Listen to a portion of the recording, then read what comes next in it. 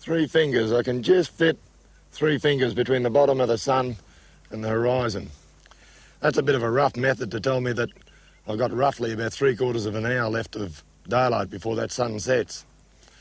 That being the case, I better hit the track. One day I might even buy a watch.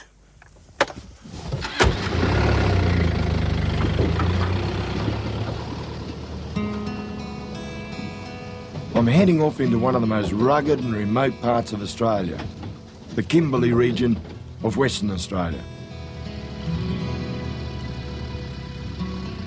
It's an area that I keep coming back to because of its isolation and its pure natural beauty.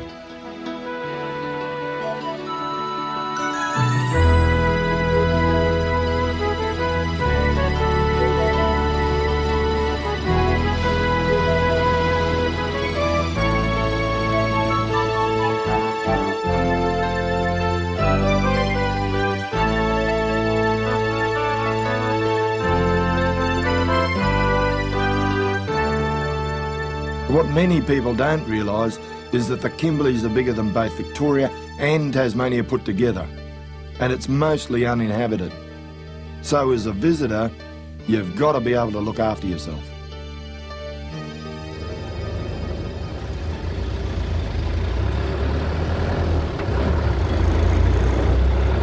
Only 2 fingers to go, that's about half an hour.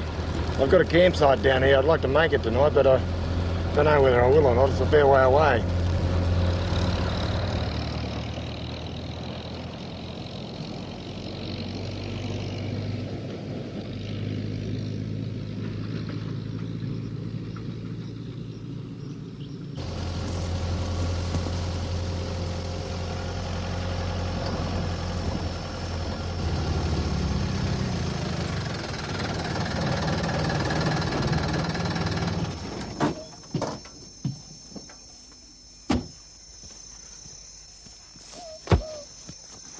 Well, the sun won that one. Ran out of fingers in the end. Doesn't matter though. This is the place I wanted to come to. Just put a swag camp up for tonight and tomorrow morning put up a proper camp then. Yeah. That'll do.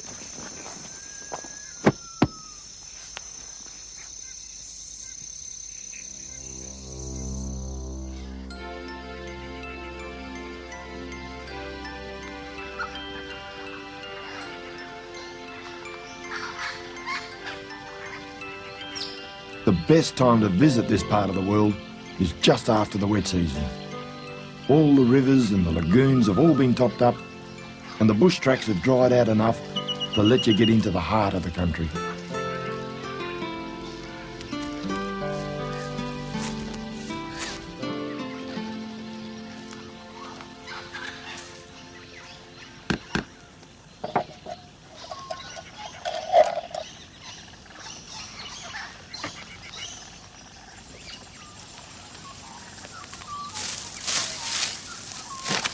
Of course, up here in the Kimberleys, your 4-on motor car can only take you so far.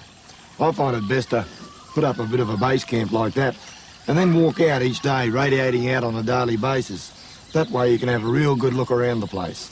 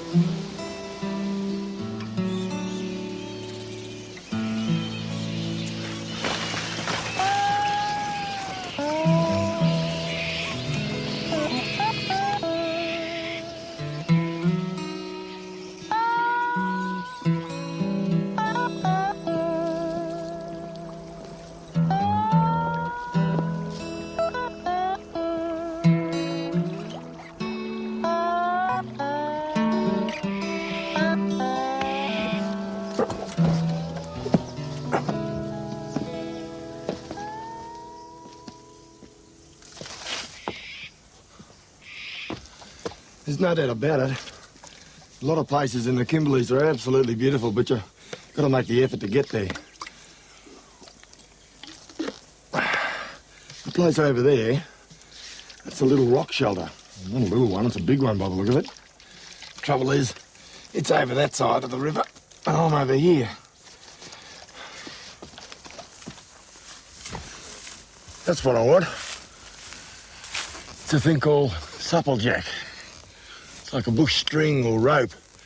Aboriginal people used to use it for all sorts of things, making up fish baskets and canoes and all sorts of things that you'd use string or rope for. Pretty tough. And a couple of feet. I'm not going to make a canoe, but it'll help me get across the river down here when I get to it.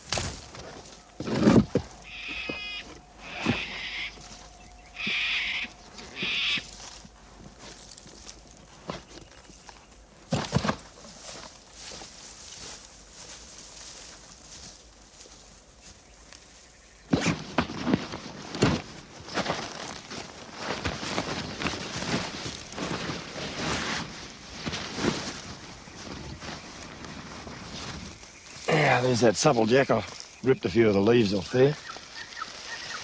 It's called supplejack because he's very supple. Just like this. Line up a bit of a knot. And hopefully, this will turn out to be waterproof. I'm told if it's not.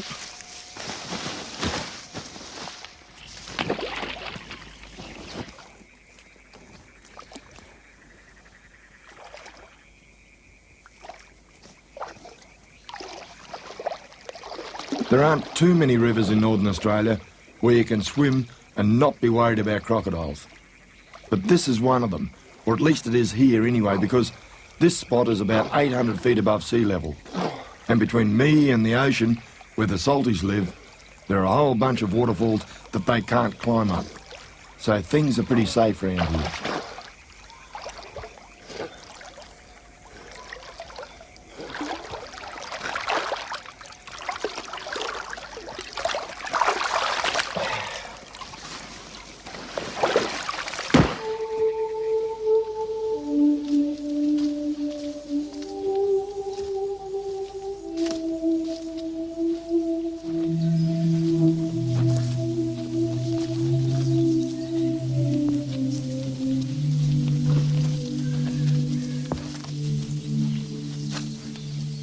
Call this place interesting is a real understatement because it's absolutely amazing.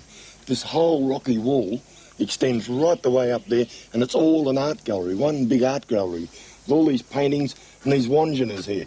These Wanjinas are the spirit people, the cloud spirit people that the Kimberley Aboriginal people constantly painted and still do right throughout the Kimberleys, over in the west and back over in the east, etc. So they're very, very important paintings. And I doubt whether too many people have actually been here on the ground to look at this gallery. I really wonder how long it's been since somebody stood here and looked around the place because it's so remote.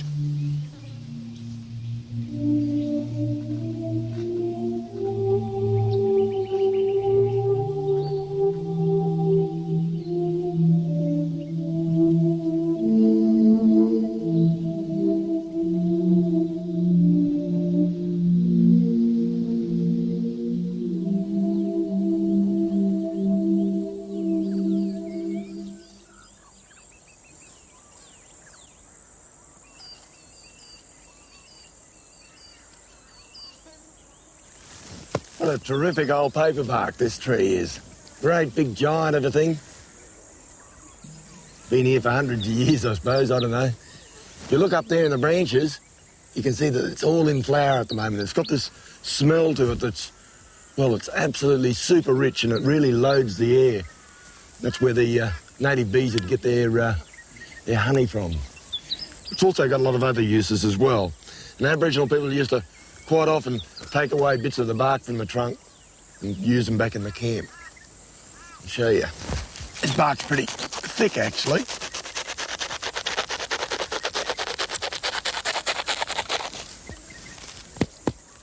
Like padding. There, just cut it down there. You can use it on the campfire like sort of alcohol or something like that. Wrap your food up and cook it away. Lots of uses for this stuff.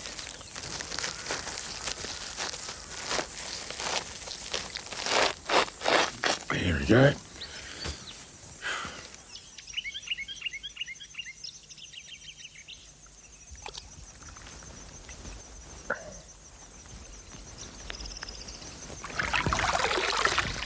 Made myself a bit of a bark coolerman from that tree down there. But what I'm looking for around here are the underground tubers that these lilies produce in the mud. You feel around, you can sometimes, I've found 3 there so far. You can sometimes find them. You've got them all the way in the mud round the area. Here's one. Ooh, 2. Ah, there we go. Bake them up on the hot coals, those things. Actually, the water lily is a very, very versatile bit of stuff because you can eat just about everything off it. You can eat the seed pod, you can eat the flowers themselves, the whole works and jerks. Very versatile thing. When you can't find the bulbs, what you can do is chew that. Don't eat too much though. Tends to give you diarrhea.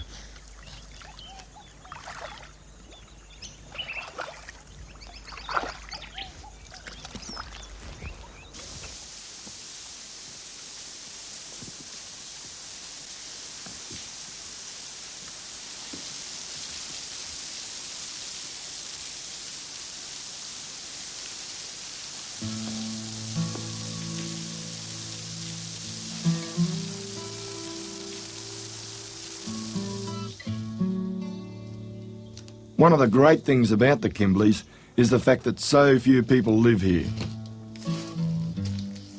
As you walk around the place, you tend to feel like a bit of an early explorer. Of course, the Aboriginal people once lived all over this country, and if you take the time to look around inside the caves and under the rock overhangs, there are lots of things you can find. Plenty of rock art here. It's not the stuff I'm after though. This stuff's fairly recent, probably in the last 50 years or so. That's more the style of thing I want. It's not a very good example though. We'll have a look and see if we can get a better one. Yeah, that's a better example up there. There's some fairly modern stuff, but it's these dark ones here. That's the art that I'm really interested in. That's called Bradshaw figures or Bradshaw paintings. They got that name because the first white bloke to actually see these things up in the Kimberleys was a bloke called Bradshaw. He was looking for land about 100 years ago. I find the most fascinating point about these paintings is the fact that the local Kimberley Aboriginal people totally disown them. They call them rubbish paintings. Not theirs, don't know who did them. They paint over the top of them there too. Let's see if we can find a better example of the Bradshaws over here.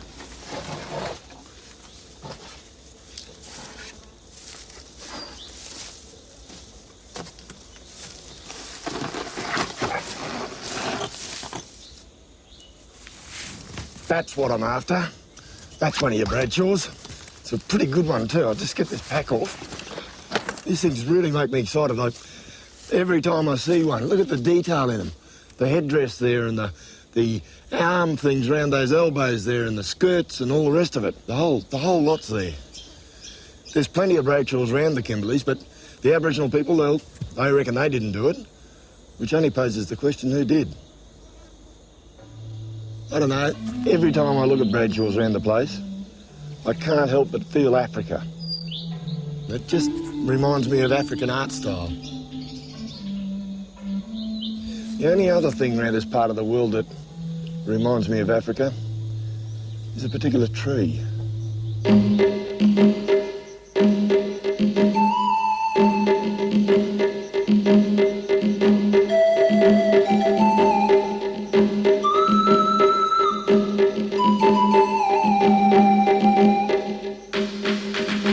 It's a really magnificent old tree, this one. Proper flash name's Adansonia gregori, but to you and I, it's just the boab tree. There's one of the nuts. I'll talk about that in a minute, but I reckon if this tree could talk, it'd have a really interesting story to tell, because there are only a few countries in the world that actually have this tree growing naturally. One of them's Madagascar, another one's South Africa, I think India as well, and we've got it here in the Kimberleys in Australia. I look at it, and again I think Africa. But interestingly enough, the distribution of this tree is almost identical to the distribution of the Bradshaw paintings. They almost overlap like that. Where you find one, you tend to find the other. Throughout the year, it produces this nut. Hear it rattle away inside there, which you can eat. The really interesting thing about it, though, is that it keeps for ages and ages, providing you don't crack it or break it or something like that.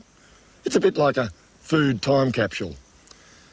Not just for weeks, but for months and months you can go on eating this thing. And it's an ideal thing to take with you if you're going to go on a journey or a voyage or something like that.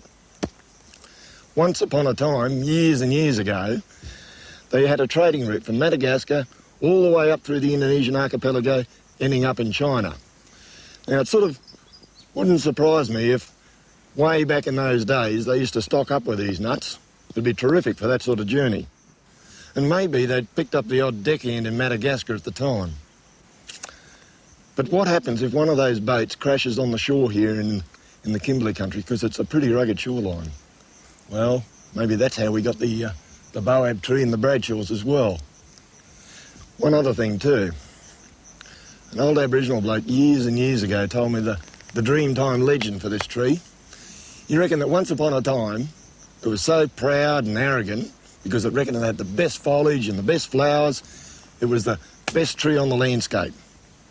Well, the Dreamtime spirits fixed that right up. They came along and they grabbed it, reefed it out of the ground and dumped it back in upside down. And those branches you see up there, well, originally they were the roots. Interesting story. More interesting than that, though, they've got the same yarn over in Madagascar.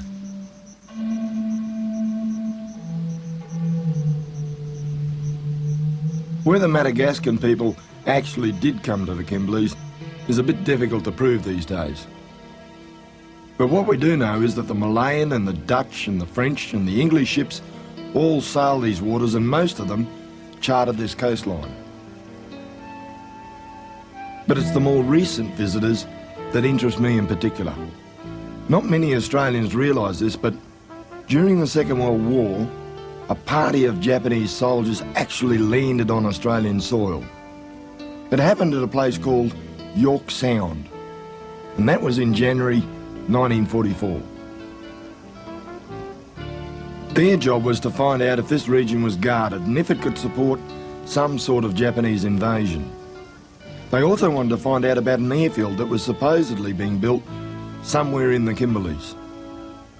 The Japanese soldiers split up into 3 groups and they began to search this whole area. But climbing around here in the middle of summer wouldn't have been too much fun. They would have been really hot and uncomfortable.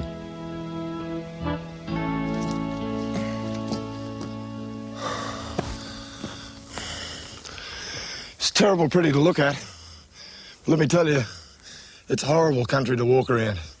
The whole area for miles and miles is made up of all this sort of rock formation, and the gullies in between are filled up with spinifex that no matter which step you take in what direction, you get spiked. I find it amazing that the Japanese came to this spot in Australia looking for an Allied airfield. They'd heard it was being built, so they came to look for it and do a reconnaissance. Well, of course they didn't find one. But for 2 days they walked all around this area. Only trouble was, they were about 2 months too early and they were about 100 miles in the wrong direction.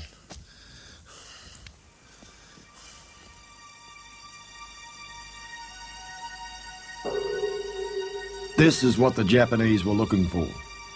Truscott Air Base, just up near Columbaroo in the northern Kimberley. It took 3 months to build in 1944, and this airfield allowed the Australian aircraft to fly long-range missions against the Japanese in the islands up to the north.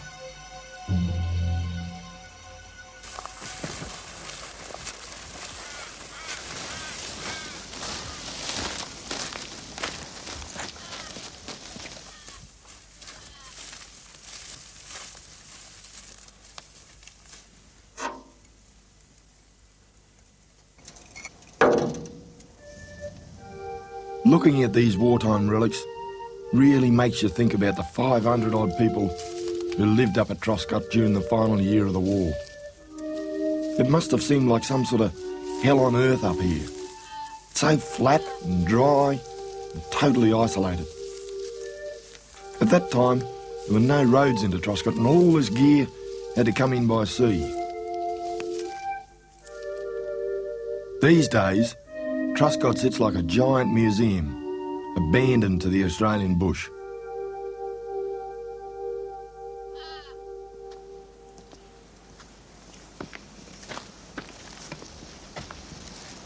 This log's a real find. I was over there looking for a bit of firewood. Picked this one up, fell out of a tree. Had a look in the end there. Just in there I found it's all filled up with honey and wax and that sort of thing. In other words, it's a native bee's hive. We'll just break it open on the rock here and have a look inside.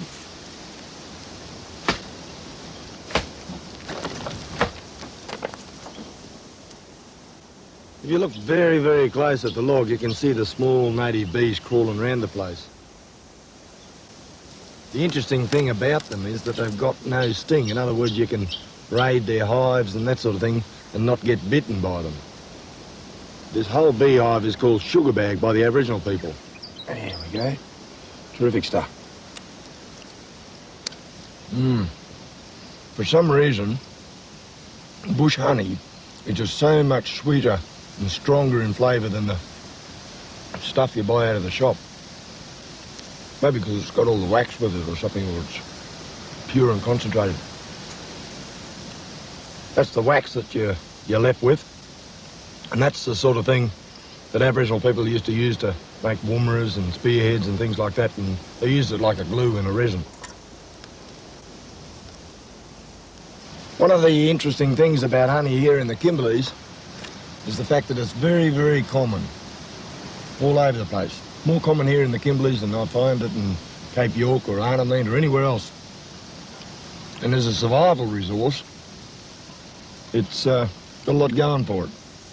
And because it's so easily obtained, it's something you should look for if you have to survive here.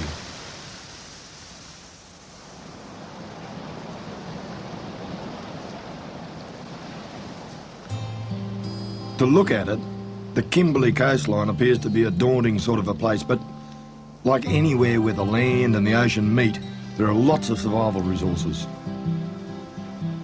Two blokes who had to come to grips with this situation were a couple of German aviators by the name of Bertram and Klausmann, who in 1932 tried to fly from Timor across to Darwin.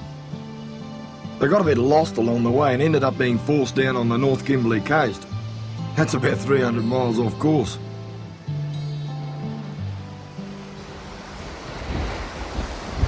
From the minute they first arrived here, the odds were stacked against them. As you can see, it's a pretty wild and woolly coastline. It's also one of the most isolated areas in the Australian mainland. Because they were Germans, they had no idea of what the Australian environment was all about. Mind you, there's a whole bunch of Australians don't know much either. But when you get down and look at it closely enough, it's surprising what you can find.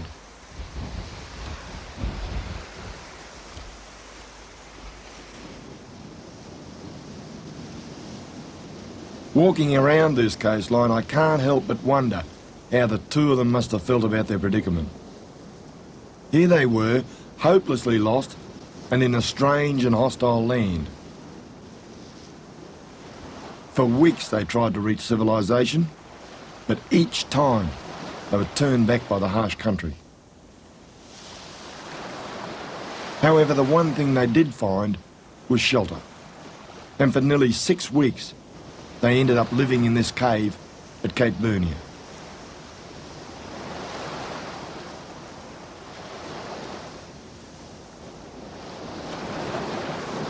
Here they were safe and dry. They collected driftwood for a fire, and they drank the rainwater that was caught in the rock holes.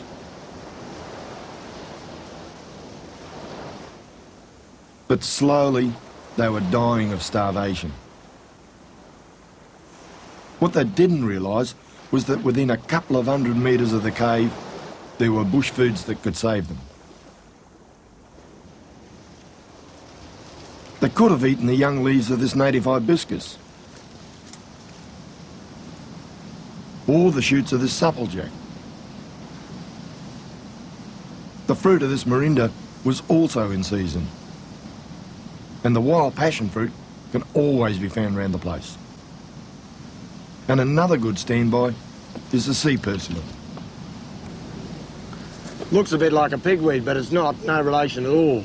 You find this stuff growing all the way beside the ocean around this part of the world.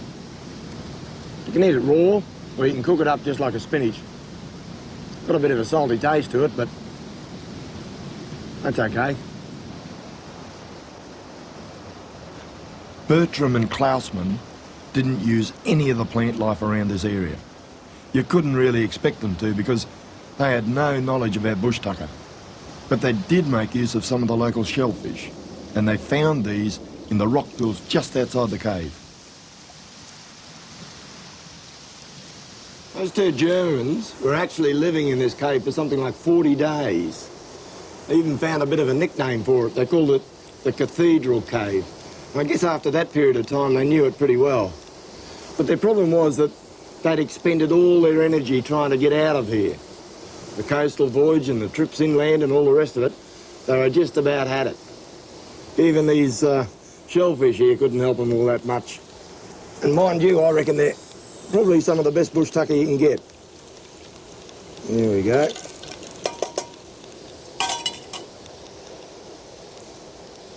They're just like a snail inside. Oh, beauty. They got to the stage where they decided they were about to die. And they built themselves in here a couple of beds made out of grass and lay down, virtually accepting death as being inevitable. But it wasn't. Because what happened was the fact that some Aboriginals came along and they actually came down the hole in the back of the cave here and spied the two Germans. Well, the Aboriginals went and got them some food. They got them some yams and a bit of fish and a bit of sugar bag. And they also got them some kangaroo meat. Unfortunately, though, the Germans couldn't chew the stuff because they were too weak. So the Aboriginals did it for them and then gave it to them.